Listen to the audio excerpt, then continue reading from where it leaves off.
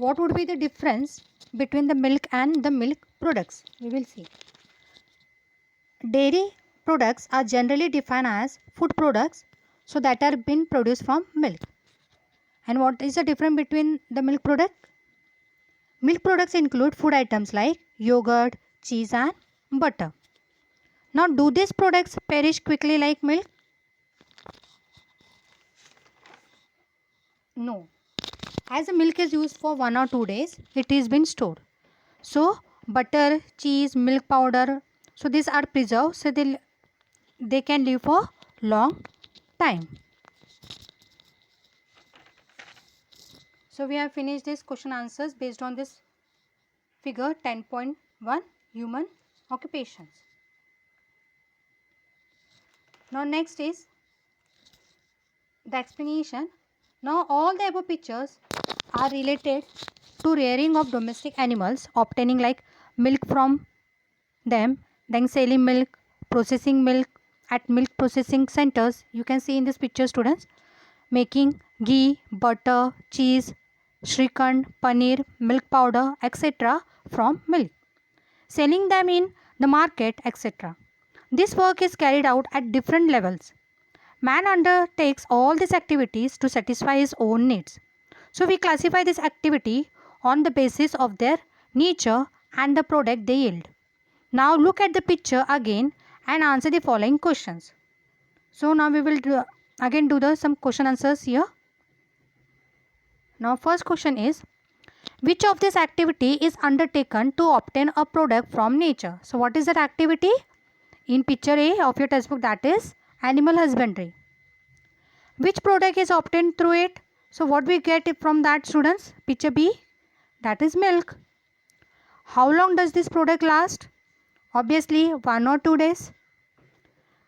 In which picture is the product obtained from the nature being collected? So which picture? In picture C. Which service did the milk producer get through this activity? That is the storage of milk. Where is the milk being taken? The milk is taken to the milk processing unit. What happened to the milk thereafter? After taking to the processing unit, the milk get processed. What milk products are seen in the picture? You can see in that picture, students, in picture E, butter, ghee, cheese, paneer, shrikhand and milk powder, etc. Who inspect this product? Obviously the food quality inspector inspect this product. What does the shopkeeper do with this product? Obviously when these products are being sold to sell the products. Which of these products are perishable?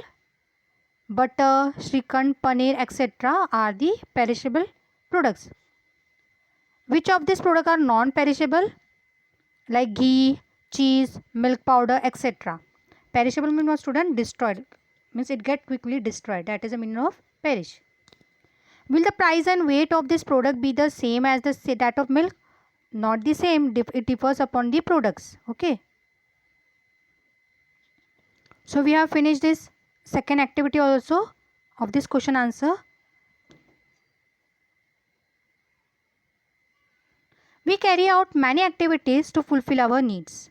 We have many occupations, industries, traders, etc.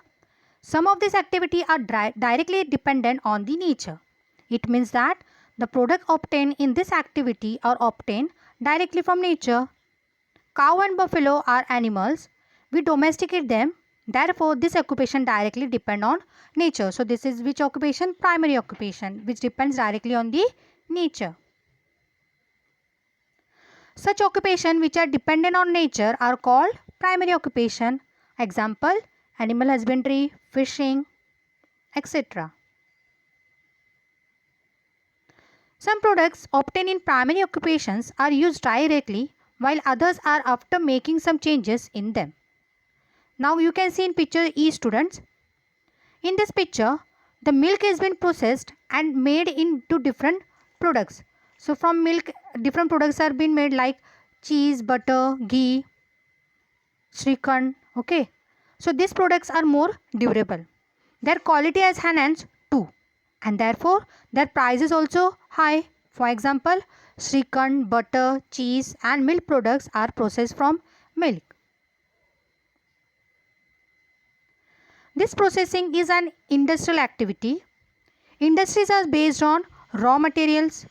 More durable goods are produced in an industry. The raw material supplied to the industries is often obtained from nature, that is from primary occupation. Occupation dependent on primary occupation are called as secondary occupation.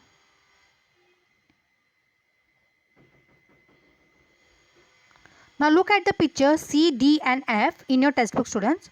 You will see milk collection and sale of milk, transport of milk and sale of milk product respectively. All these activities are related to the products of primary and secondary occupation. So all these come under which occupation, students? Primary and secondary occupation.